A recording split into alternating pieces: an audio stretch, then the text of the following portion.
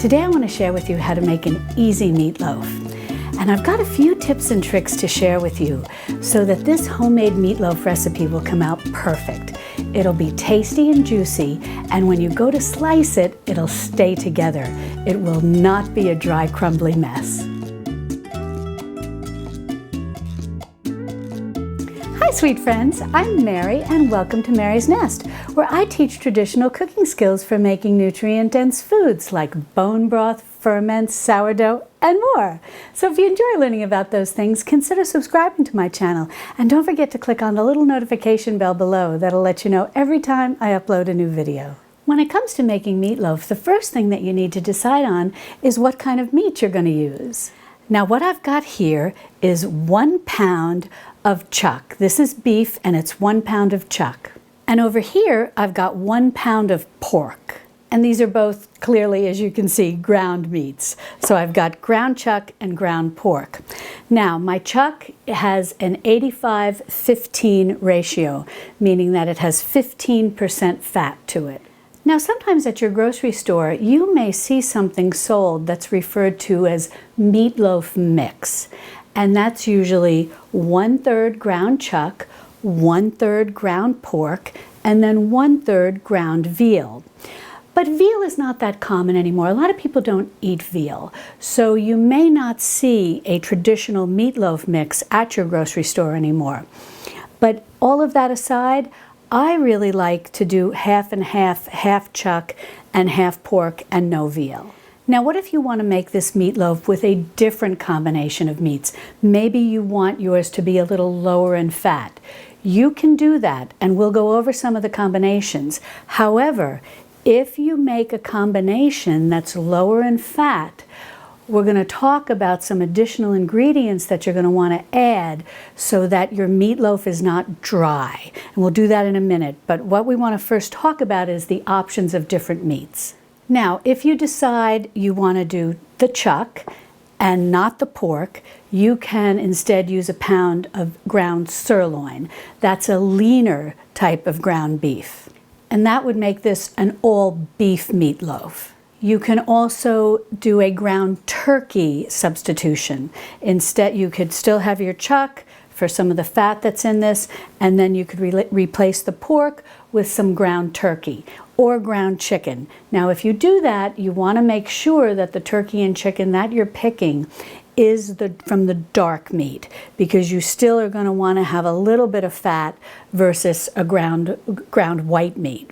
And if you want to do an all ground turkey meatloaf, or you want to do an all ground chicken meatloaf and not have any beef, no chuck, no sirloin mixed in with it, nothing like that, then you're going to want to make sure that you definitely use the ground dark meat, which is going to have some fat to help with the binding of the end product. So the combinations of ground meat that you can use to make a meatloaf really can start to become endless. You can have the chuck and the pork, chuck and sirloin, chuck and some ground poultry, or all ground poultry. What matters in the end are the other ingredients that you're going to add to replace any fat that you've removed by using a lower fat meat. And finally, because I do get this question sometimes, can you just make a fat-free meatloaf? And yes, you can. If you wanted to, say you're grinding your own meat, or it's something you can get from your butcher, and you wanted to use ground breast meat from the turkey or from the chicken, yes, you can use those to make a meatloaf. But you'll want to make sure that you get a rather coarse ground meat. That helps whenever you're making a meatloaf, if you can have the butcher give you a coarse ground. But if not, if you're just buying packaged meat, it's not as important when you've got nice fat content. However, if you can get a coarse ground white meat and then make some additions to add in things that can substitute for the fat and the moisture, which we'll go over, you can get a more or less fat-free meatloaf. The only drawback is you have to be very careful to not overwork the meat, because you don't want to create something that's almost going to look like a pate as opposed to a meatloaf. So when it comes to meatloaf, If you don't make it too often like we don't, and you just want a nice homemade family style meatloaf, I like to go with a pound of chuck and a pound of pork. Well, now I'm going to go pop these in the fridge to keep them cold while we go over the rest of the ingredients. And that's something that I want to share with you. When you go to make your meatloaf, make sure that you're working with meat that's cold. And I'll show you a trick when we get to mix it to how to keep it cold. Because you want the fat to stay in its solid form while you're mixing it and forming it. And you want it to melt once it gets into the oven and then disseminates nicely through all the meat. You don't want it to melt and become sort of a mess when you're in the forming stage of making your meatloaf. Now the next thing that you're going to need is 1 cup of fresh breadcrumbs. And if you were with us in a previous video where I showed you how to make fresh breadcrumbs as well as toasted breadcrumbs, I'll link to that in the iCards. And I may mention a lot of videos throughout this, and if I run out of iCards, don't worry, I'll put everything in the description below. And then you're going to need 1/3 cup of whole milk. I find whole milk works well because, again, we're adding in some fat. But if you are trying to do one of those fat-free or lower fat versions, yes, you can use a lower fat milk. But I'm also going to tell you what to use instead of milk for a better result. But right now, all we're going to do is take this 1/3 cup of milk and saturate our cup of breadcrumbs. We'll just give this a little twizzle around and then we'll set this aside. Now, what if you decide that you don't want to use the pork? And in place of the pork, the ground pork, you want to use the ground sirloin with your chuck, or you want to use all ground sirloin, or you want to have turkey, or whatever the case may be, any one of the combinations that we talked about. At this point, instead of adding in the 1/3 cup of milk, you're going to want to add in 1/2 cup of bone broth. Now, if you've been with me a while, you know I make a lot of bone broth, and I've got a lot of videos on making bone broth and all different kinds of bone broth. So I'll link to that in the iCards or in the description below, and in the description below.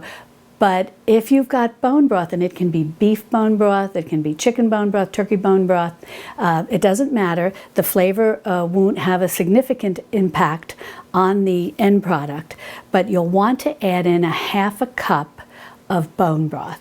And why bone broth? The reason is that bone broth is rich in gelatin. Bones are rich in collagen, and when you turn them into bone broth, the cooked collagen becomes gelatin.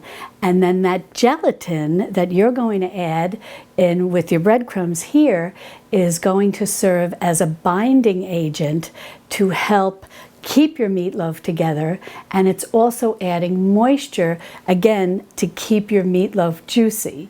Now, what if you don't have bone broth, you don't make bone broth, you don't want to buy bone broth? No problem. Most grocery stores will sell unflavored gelatin, and that's what you'll want to look for. Sometimes it's sold in a little packet by itself, sometimes it's sold in a couple of packets in a box, but you want to look for unflavored gelatin. And if you can find unflavored gelatin that's from cattle that maybe was organic or was raised on grass, all the better. Then what you're going to do is you're going to take 1/2 teaspoon of your gelatin powder. You're going to put it into 1/2 cup of hot water, make sure it dissolves completely, and then you're going to pour that over your breadcrumbs. Now, in the case of gelatin, when making a meatloaf, more is not better. Don't go overboard with the gelatin, because what can happen is the powdered gelatin, because what can happen is your meatloaf can come out a little dense. It can come out more like a pate as opposed to a nice, moist, juicy meatloaf. So just use that. If you're using the powdered gelatin, just use 1/2 teaspoon in 1/2 cup of water, hot water, let it dissolve, and you'll be all set. Now, I also want to mention one thing about the breadcrumbs. We're using fresh breadcrumbs. And basically, to get fresh breadcrumbs, if you don't have them already made, you're going to take 3 slices of bread. And I'm really comfortable with you using any type of bread. I think that any type of bread works for this. If you want to use a sourdough, if you want to use a whole grain, or if you want to just use a plain country white, anything will work. You're going to need about 3 slices, and having some kind of food processor or a high-speed blender or even a regular blender can work too. Just you want to make sure that you're always checking it and scraping down the sides so that you don't get something that's mushy. But any type of bread will do. About 3 slices. You basically want a cup of fresh breadcrumbs. And the reason is that you want fresh breadcrumbs is they're very good at absorbing the milk or the bone broth, whatever you're using, or the gelatin powder mixed in water, as opposed to dry breadcrumbs that are very dry and would take even more moisture to basically reconstitute, if that's a proper terminology when working with breadcrumbs, that will almost add too much moisture. And you don't want too much moisture because you do want your meatloaf to stay together. There's the dry crumbly type that can fall apart on you, but too much moisture can also make kind of a mushy meatloaf. So avoid using the dry breadcrumbs that you see at the grocery store. Use the fresh, or just make the fresh right at the time you make the meatloaf by grinding up 3 slices of bread. Alrighty, now we'll put our breadcrumbs aside and let them absorb the milk, and we'll move on to the rest of the ingredients. What I've got here is 1 cut up onion. This is just a plain yellow onion, just 1 onion, and I've got 2 cloves of garlic. And again, these are just smashed. I've not chopped anything up because I'm going to go ahead and put everything into the food processor. Now don't worry if you don't have a food processor. You can also do this in a high-speed blender or even a regular blender. We're just going to want to chop these very finely. And just like with the food processor, if you do use a blender, either type, high speed or regular, just stop it periodically and make sure that you scrape down the sides and incorporate everything so that you don't have some pieces that are finely chopped and others that aren't. And then if you don't have any of that, no problem. Just an old-fashioned hand grater works great. And if you're feeling very enthusiastic, if you want to grate it on the small grater, all the better, but you can certainly use the large grater too. The reason I like to take this step is that this eliminates the need to have to saute your onions and garlic and cook everything up and then let it cool before adding it to your meatloaf mix. When it's finely grated or chopped, it will cook while the meatloaf is cooking, and it'll be fine. You're not going to get any raw taste at all. Whereas if they're in larger pieces, then yes, you should saute them up in maybe a little olive oil or something like that, and then let them cool before adding them to your meatloaf mix. But I recommend trying this grating method. I think you'll be very pleased with the results. What I like to do is just start with the garlic. I'm just going to go ahead and put all of this, 2 cloves, the 2 smashed cloves, and I'm going to go ahead and give this a little whirl to chop it up as finely as I can. And that really just took a couple of seconds, and now we'll go ahead and add in this 1 yellow onion, and we'll give that a whirl. Now that just took seconds, a couple of seconds. I stopped it, I scraped down the side, ran it for a few more seconds, and so now I've got some really nice, finely chopped onion, basically a mince.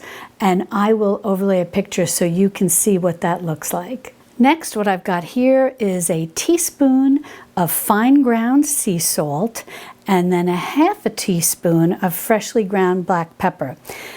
You can add extra pepper if you want. You can add red pepper flakes depending on the level of spice that you like. You can add a little less salt if you're watching salt. You can add a little more salt if you tend to like things more on the saltier side. But I have found that just a teaspoon of salt and a half a teaspoon of black pepper works perfectly. So we're going to go ahead and just add that right in with our onion.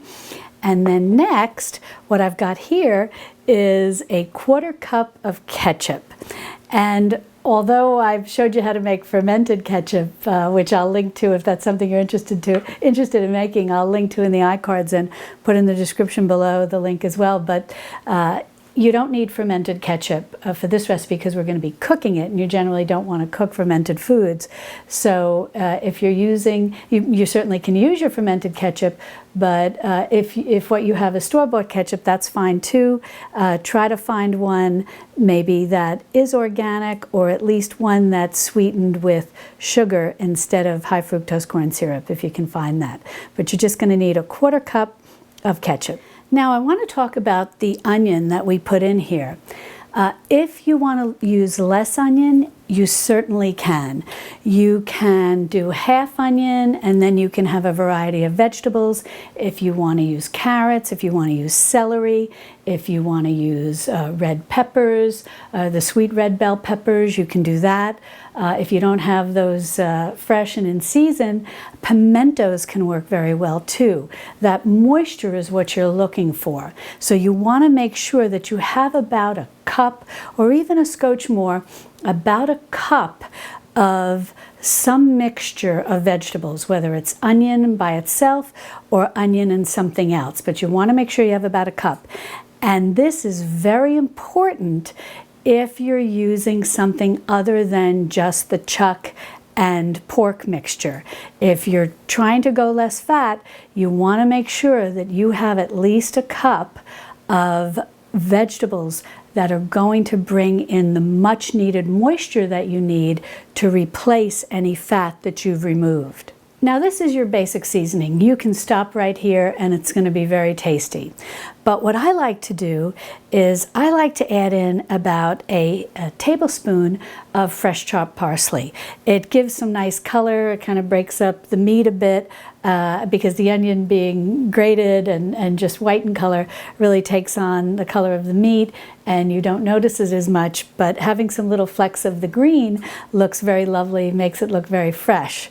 Now, if you don't have fresh parsley, you can use about a teaspoon of dried parsley. Or if you've mixed in a lot of vegetables like the red peppers or the pimentos and the carrots that are already going to bring in little specks of color, you can completely leave this out. This is 100% optional. And I want to mention, as we're going through these steps, I like to mix everything, all of the ingredients other than the meat that are going into the meatloaf. I like to mix them all up very well before I even put them onto the meat, because you don't want to overwork the meat. That is what will create like a tough meatloaf, and you really want to avoid that. So that's why we're just adding everything in little by little, whether you're doing it by hand or in a blender or in a food processor. Get everything mixed right in the beginning before you even get ready to work with your meat. Next, I like to add in a teaspoon of dried thyme. I find the thyme works beautifully with ground meat, no matter what ground meat you're using to make your meatloaf. I think it's just anything baked in the oven that is meat-based. Ground thyme can really add a nice level of flavor. But again, you can leave it out, and if you want to add in any seasoning blend that you like an herbs de Provence or an Italian seasoning, whatever the case may be, all the different seasoning blends that we made when I'll link in the iCards and in the description below that we made together, the 10 seasoning blends. Any seasoning blend that you like, you can put in at this point. And I recommend whatever you use, just go with about a teaspoon, because dried herbs, can be a little strong. So I'm just going to go ahead and sprinkle this thyme in.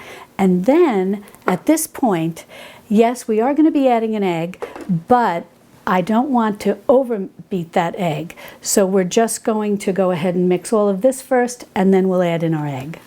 Well, I just whirled that for a few seconds. It's beautifully mixed, and now I'm going to go ahead and add in one egg. This is a large egg, and that's all you need. And again, just like with the gelatin, don't overdo with the eggs. You just need, for 2 pounds of meat, you just need the one egg. It's going to work as a binding agent as well as add moisture, but any more than that can have a negative effect on your meatloaf. So just the one egg, and we'll just send it for a whirl. Just for a few seconds. Now we're just going to take our mixture and go ahead and add this to our breadcrumbs. And now all you want to do is just incorporate the onion mixture with your breadcrumbs. Well, we got this all nicely mixed. Now what I like to do next is, because I like to keep everything very cold as we're working with it to keep that fat congealed, I like to just take a little ice and just cool off my hands if I feel that they're too warm. You don't necessarily have to do this, but I like to do that just so my hands are not too hot from being in the kitchen. Then I like to take my mixture and just sort of rest it into this bowl that has the ice in it. Then I'm going to go ahead and start putting in my meat, which I just took out of the fridge, that's nice and cold. So we'll put in some of the chuck, And then I just like to alternate a little, makes it a little easier to mix it so that you don't have just the chuck on the bottom and the pork on top. And this way we also get it nicely mixed to prevent over mixing. Then what we're going to do, and yes, we have to do this this works best if we do it with our hands, nice cold clean hands, and you just want to start incorporating the onion and breadcrumb mixture into the pork and chuck mixture. And you want to do this gently. You don't want to start squeezing this so that it's like coming through your fingers. You basically just want to have a nice open hand, like a little claw, like if you make Irish soda bread, they always talk about just kind of having an open hand, like a little claw, to mix your mixture. That's kind of the same thing that you want to do with meatloaf. And I'll take an overhead shot so that you can see exactly what I'm doing. And you just want to keep working with your hand like that until you feel that your mixture looks well distributed, that the pork and the chuck is well distributed, and that the onion and breadcrumb mix is well distributed. And you just want to work, from the bottom, bringing up anything that may have settled on the bottom. Just go underneath like that with your hand. Again, open hand, no squeezing. And now we'll get ready to shape it. Now the next thing you want to do is get a baking sheet, and I like to line it with aluminum foil because making a meatloaf can be a bit of a mess. But if you're uncomfortable cooking directly on aluminum foil, you can just put a little piece of parchment down on top. Now at this point we have a couple of options. We can take our meatloaf out of our bowl, put it here, and shape it with our hands. And if you do that, you want to make sure that you shape it at a fairly good height, because once you get it into the oven and the fat starts to melt, the meatloaf will lower a little bit. It'll spread out a little bit. So you just want to make sure that you have a good height before you get it into the oven. Another option is to get a loaf pan. It can be any kind of loaf pan, non-stick, glass, regular, whatever. And even if it's non-stick, I like to take a little paper towel and just give it a little wiping inside. You can even just use your hands if you want. I've just got a little olive oil on here. And what we're going to do is we're going to use the loaf pan to shape our meatloaf. Then once we shape it, we're going to dump it out onto our baking sheet. And that's why I'm giving it a little coat just to make sure nothing sticks. And I had this in the fridge so it's nice and cold. Now what about just baking your meatloaf right in this loaf pan? That's certainly something that you can do. It's the way my mother always made her meatloaf. And then she would just put the glaze on top, which we'll talk about the glaze in a minute. But she just put the glaze on top and bake it right in her loaf pan. The only drawback about that is there's no glaze on the sides or the ends. The other drawback about baking your meatloaf in a loaf pan as opposed to on a baking sheet is that it's just going to sit in all of the melted fat that may otherwise have drained off when it was on the baking sheet. Now, some of the fat definitely is going to remain when it's here on the baking sheet. That's what's going to help keep your meatloaf moist and hold it together. But extra fat will just sort of melt right off onto the baking sheet. In here, your meatloaf is more just kind of sitting in any additional fat that melts and isn't necessarily needed by the meatloaf to congeal. However, if you like the idea of baking in the security of the loaf pan, you can certainly do that. And as your meatloaf gets close to being ready, what you can do is remove it from your oven and then take your baking sheet and just allow the meatloaf to come out of your loaf pan, and then remove the loaf pan and then coat it. A lot of the fat will run off to the sides, and then coat the whole thing with your glaze and put it back into your oven. That'll give you a lovely shaped meatloaf and one that's covered with glaze. But what we'll do today is we'll just use this loaf pan to shape our meatloaf, and I'll show you what we'll do. All you're going to do is just start piling this right into the loaf pan. We'll pat it down gently, and then we'll remove it onto our baking sheet. Now I want to mention something about this meatloaf mix. If you decide you want to use this to make meatballs, it makes wonderful meatballs. The only thing that I might suggest is that in place of the thyme, add a little bit of Italian seasoning or just oregano, which is one of my favorite dried herbs. And then all you want to do is, once you get that into the loaf pan, is just pat it down just to get it somewhat even. That's it. And I'll overlay a little video to show you exactly what I'm doing. Now we're just going to get our baking sheet, and we're going to do this very quickly and tip this loaf pan over. Boom. And there we have our beautiful meatloaf. Now for the glaze, all I'm going to use is a 1/4 cup of ketchup and a tablespoon of Worcestershire sauce added to that. I really like Worcestershire sauce. It gives a lovely flavor. If you want, you could add a little bit of sugar to this. I feel there's enough sugar in the ketchup, so I don't add any sugar. But if you want to add some, you probably want to go, with the natural cane juice, the dried cane juice like the sucanat, or some maple sugar. A little date sugar might look nice, work nice. Or if nothing else, then if you don't have that, as a last resort, you can use a little brown sugar, light brown sugar. Now all we're going to do is just put on some of this glaze, and we'll use this little brush to kind of paint it all over, and then we'll get ready to pop it in the oven. Well, I've got all that glaze on. It looks lovely, delicious. And now what we'll do is we're going to put this in a 350-degree oven. And this is a 2-pound meatloaf, so it's going to take at least an hour, maybe an hour and a half. And what we want to do is check the internal temperature with a thermometer, a food-grade thermometer, and make sure that we've reached 160 degrees Fahrenheit internally. So I'll go ahead and put this in that preheated 350-degree Fahrenheit oven, and when it's done, we'll take it out, we'll let it cool a little bit. You always want to let your meatloaf cool a little bit, and then we'll slice it and give it a taste. Well, this meatloaf is all done. It took about an hour and 15 minutes to come up to the proper internal temperature of 160 degrees Fahrenheit. And now I let it cool a little bit on the baking sheet here. And now we'll get ready to transfer it over to the serving platter, give it a slice, and take a taste and see how it is. And basically what I've got here are 2 spatulas. This is a nice wide one. It's like, I think it's a pancake flipper.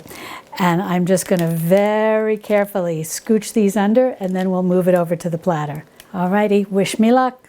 Boom, perfect. Well, this looks glorious. I think this is going to be a wonderful hit at the dinner table. Now, I just want to give you a tip about having your meatloaf on the baking sheet. When you take it out of the oven, let it cool on your baking sheet for at least about 10 minutes until you attempt to transfer it to your platter. That 10 minutes will allow the juices in the meatloaf to redistribute, it to cool a little bit so that the fat begins to congeal, or the gelatin, if you were using bone broth, time to congeal, to hold your meatloaf together. So that's very important. Definitely let it cool a little bit on your baking sheet. Well, now we'll go ahead and slice into this. I think everybody loves the end piece the best because it's got so much of the glaze on it. And also, if you wind up having any left over, meatloaf makes wonderful sandwiches the next day, so that's something to keep in mind. Alrighty, well, let's go ahead and let's see how this beauty slices up. Oh, this looks glorious. And I'm using a serrated knife. I'm just going to use my fork here to hold this piece. I'm using a serrated knife because I find that that works best to get your cleanest cut of meatloaf.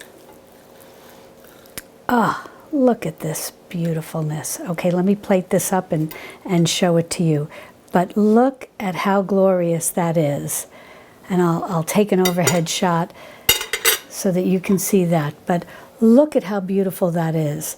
We're going to taste it, I'm confident. It's going to be moist, it's going to be flavorful, and it's holding together. It's not becoming a crumbling mess. Now I'm also going to break into this and then take another picture so that you can see how lovely this is, even when you break into it. Moist and delicious.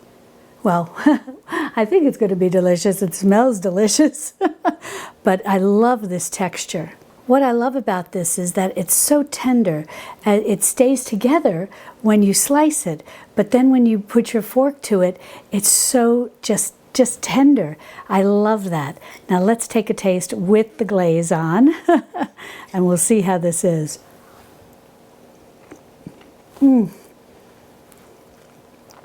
That melts in your mouth. This is so delicious. You have to make this meatloaf. You're going to really love it. And if you'd like some more recipes for traditional home cooking meals like this, be sure to click on this video over here where I show you how to make a lovely roast chicken. And I'll see you over there in my Texas Hill Country kitchen. Love and God bless.